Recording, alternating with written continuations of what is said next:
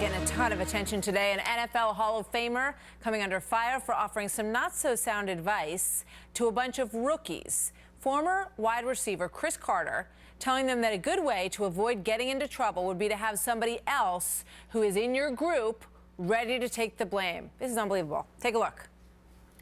I let my homeboys know. Y'all want to keep rolling like this? Then I need to know who's going to be the fall guy, who's going to be driving, because y'all not going to all do the right stuff now, all right? So I got to teach y'all how to get around all this stuff, too. If you're going to have a crew, one of them fools got to know he going to jail. We'll get him out. Wow. Joining me now, Deneen Borelli, chief political correspondent for the Conservative Review, and Richard Fowler, host of the Richard Fowler Radio Show. Welcome to both of you. Good morning. Good to have you here, Good Deneen. to be here, Martha. What do you think?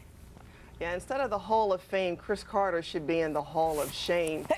Martha, this is really outrageous and very disappointing because he should be someone who was a role model to these individuals. He was the adult in the room, and he should have been telling them to stay out of trouble and be responsible. But not only that, you had Warren Sapp there in the background who has a long list of inappropriate behavior as well, and he's basically standing there saying, yeah, what Cris said. So clearly, he should have been the adult in the room. The NFL has had a long list of issues that have been going on for quite some time now, and I find it just all very disappointing. Yeah, it's really pretty unbelievable. And here's what he said. He came back with this. This was last year's rookie initiation, pep talk.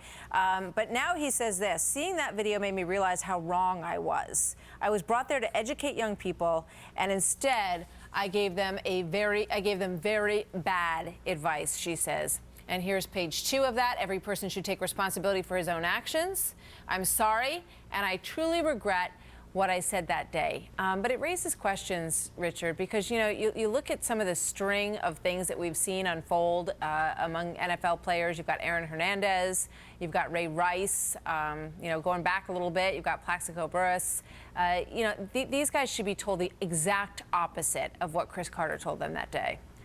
That's exactly right, Martha. I tend to agree with Deneen on this one. I think, it's really, we've come to a point in our society where we have elevated sports stars to this. They're sort of almost above the law. And this comment sort of speaks to that. And what we've really got to do is we sort of work with our young people, right, and say to them, listen, yes, sports is great. Yes, being in the Hall of Fame is great. But also remember that people look up to you, because every single Sunday, every single Monday night, millions and millions of young people all across the country look up to you and say, I want to be just like that person. And you have to carry that and understand that comes with responsibilities, right? And that means you can't, quote unquote, have a fall guy. You've got to keep yourself out of trouble. And more importantly, you've got to live up to the integrity of the game, right? And I think that's what's sort of missing here. And I think that's the problem with this video. Yeah. Deneen, I look at it, going all the way through the chain. You go to college, you go even to high school, and you've got this sort of elevation of the athlete, above everything else, above the academic person. I guarantee you that at most high schools across America, people can tell you who the quarterback is on the football team, but they can't necessarily tell you who the valedictorian is in the class off the top of their head. And I wonder, if this sort of trickle down is dangerous in terms of where we put our priorities. Well, it is very concerning, and we have to keep in mind there are a lot of young children who are watching every move and everything these players do and say.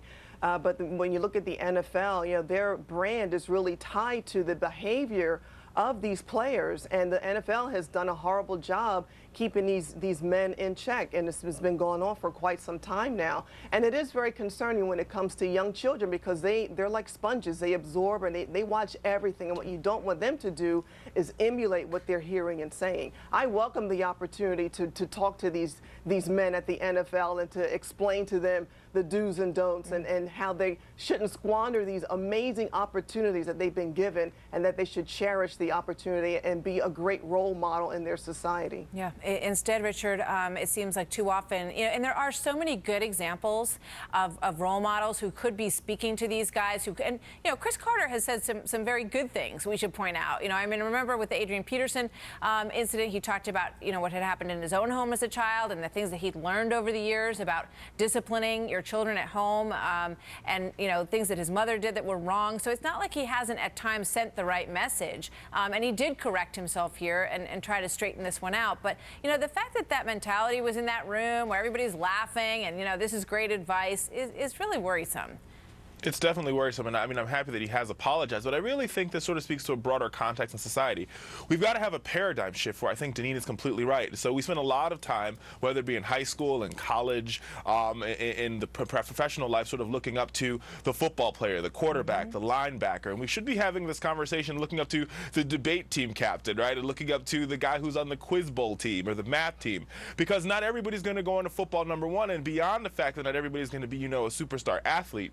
These other activities, whether it be debate, I was in debate, whether it be, you know, the math team, those things are. That's what this is really all about, Richard. You're still upset that they didn't look up to you as the debate captain. More funding for the debate. quarterback That's got a what lot we more need, attention. I hear you. All right, guys. Thank you very much, Deneen. Thanks. Thanks a lot. Bye.